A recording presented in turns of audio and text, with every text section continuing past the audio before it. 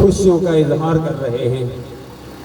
آج چونکہ اس ریلی میں پہلی مرتبہ آیا ہوں، جلوس میں کئی مرتبہ آ رہا ہوں، اور ریاض بھٹی صاحب مرکزی سیرت کمیٹی اٹک کی نمائندگی کر رہے ہیں۔ ان کی زبانی، ان کی اطلاعات کے مطابق یہ 10ویں سالانہ ریلی ہے۔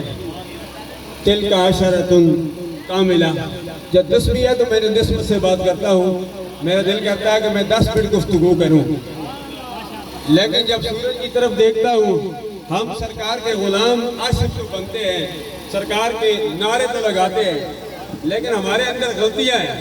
ہم تقریروں میں پڑے رہے، ریلیاں کرتے رہے، میلاد ہی مناتے رہے، ساری رات محفل کا انعقاد ہی کرتے رہے، فجر کی نماز نہ پڑھے، یہ ہمارے اندر غلطی ہے۔ میلاد منایا جاتا ہے اور سیرت مصطفیٰ اپنائی جاتی ہے۔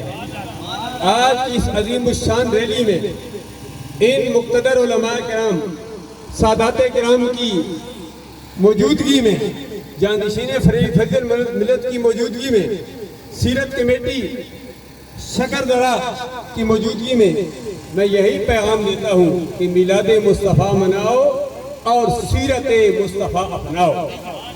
سیرت مصطفیٰ سرکار عبد قرار صلی اللہ علیہ وسلم کی 63 سالہ زندگی کا نام ہے۔